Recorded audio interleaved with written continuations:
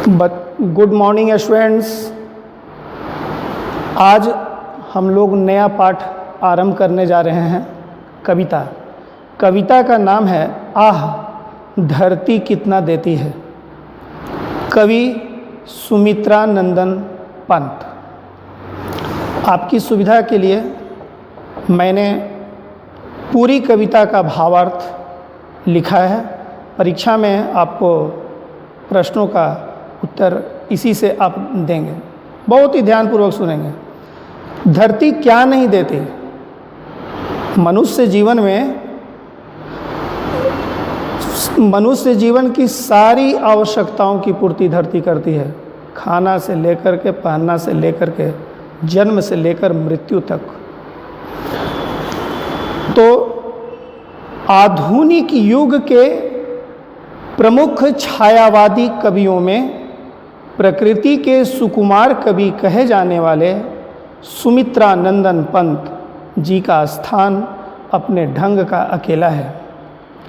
प्रस्तुत कविता उनके काव्य संग्रह अतिमा से उद्धृत है। कवि अपने बचपन की याद करते हुए कहते हैं कि एक बार बचपन में मैंने छिपाकर जमीन में कुछ पैसे बो दिए। बचपना का हद देखिए। बीज की जगह पैसा बोए हैं और सोच रहे हैं कि पैसा एक दिन अंकुरित होगा, पैसों के पेड़ लगेंगे। समझ में आ रही है ना बात। तो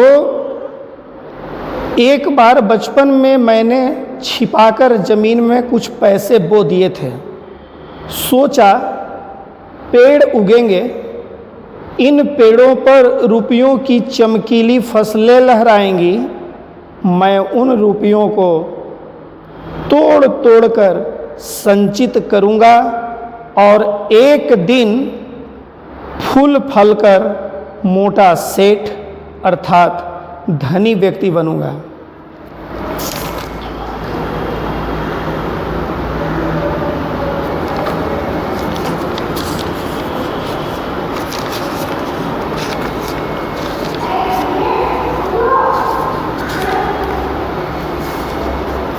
कविता मैं पढ़ रहा हूँ। मैंने छुटपन में छिपकर पैसे बोए थे। सोचा था पैसों के प्यारे पेड़ उगेंगे, रुपयों की कलदार मधुर फसलें खनकेंगी और फूल फल कर मैं मोटा सेठ बनूंगा। पर बंजर धरती में एक न अंकुर फूटा, बंध्या मिट्टी ने न एक ही पैसा उगला। सपने जाने कहाँ मिटे, सब धूल हो गए।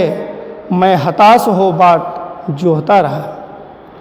पर समझा रहे हैं, पर बंजर भूमि से एक भी अंकुर नहीं निकले। बांझ मिट्टी के कारण, बांझ पथरीली रेतीली भूमि होने के कारण एक भी पैसा पैदा नहीं हुआ। मेरा स्वप्न चूर चूर हो गया। मैं निराश होकर बहुत दिनों तक अपनी कल्पनाओं के पावड़े बिछाकर पैसों के पेड़ उगने की प्रतीक्षा करता रहा। एक दिन मैंने महसूस किया कि मैं एक अज्ञानी बालक था, नासमझ, और धरती में गलत बीज बोए थे। आदमी बचपना में कुछ सद्कर्म करता है, कुछ दुष्कर्म करता है, उसे याद रहती है। अब सोचिए ना, बचपना की हद है कि बंजर भूमि में पैसा लगाए हैं। पेड़ न उगने के कारण मन व्यथित होता रहा। बाल्यावस्था में कवि सुमित्रा नंदन पंत जी कहते हैं कि बचपन में मैं पेड़ न उगने के कारण मन व्यथित, दुखी होता रहा, बहुत दुख हुआ। और इस प्रकार निराशा से युक्त जीवन के 50 वर्ष बीत गए। 50 वर्ष इस घटना के हो गए। अब आयु हो गई सुमित्रा नंदन पंत जी की 50 वर्ष। 50 वर्ष जब हो गई तो इन वर्षों में मैंने अनेक ऋतुओं तथा अनेक प्रकार के सुख दुख देखे और सहे। ग्रीष्म की तपन, वर्षा ऋतु की फुहार अर्थात उमंग और शरद ऋतु की प्रसन्नता का अनुभव किया। दूसरी बार अपने आंगन के कोने में कुछ सेम के बीज बो दिए। कुछ समय के बाद नन्हे नन्हे पौधे छोटे छोटे छाते तानकर खड़े दिखाई दिए। इस बार बीज बोए हैं सेम के, तो अंकुरित हुआ। ये सही बीज था। बीज सबसे महत्वपूर्ण है। अब 50 वर्ष के बाद की घटना है तो वो सब उगे। कवि कहते हैं कि उन्हें मैं छाता कहूँ या जीवन को जीत लेने वाला ध्वज कहूँ, या यह कहूँ कि वे नन्हे पौधे अपनी नन्ही सी हथेलियाँ खोले हुए उल्लास से भरे लग रहे थे। ऐसा लग रहा था मानो अभी अभी अंडा फोड़कर निकले हुए चिड़ियों के छोटे से बच्चे हों जो पंख हिलाकर उड़ने को जिज्ञासु लगते थे। पंत जी कहते हैं कि मैं क्षण भर तक अपनी पलकों को बिना बंद किए उन पौधों को देखता रहा। एकाएक याद आया, क्या आया, कि कुछ दिन पहले मैंने ही आंगन में सेम के बीज बोए थे। पौधों की यह फौज बड़े गर्व से अपने पैरों को पटकती बढ़ती चली जा रही है।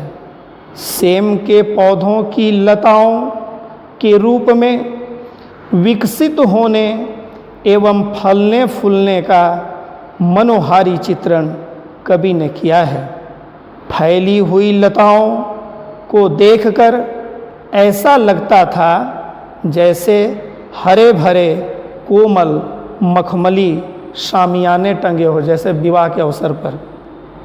उन्हें देखकर ऐसा लगता था जैसे सैकड़ों हरे हरे झरने ऊपर की ओर फूट रहे हों या उठते हुए हरे रंग के फव्वारे हों। मैं आश्चर्यचकित हो गया कि इन पौधों का वंश किस प्रकार बढ़ता है। हरी हरी लताओं पर लगे नन्हे नन्हे सफ़ेद फूल तारों के समान फैले हुए लग रहे थे।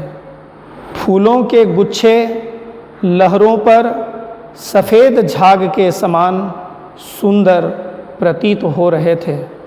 वे ऐसे सुंदर लग रहे थे मानो अमावस्या की रात्रि में तारों से सुशोभित प्रसन्न मुद्रा में आकाश हो या चोटी की वेनी में गुथे हुए मोती हों।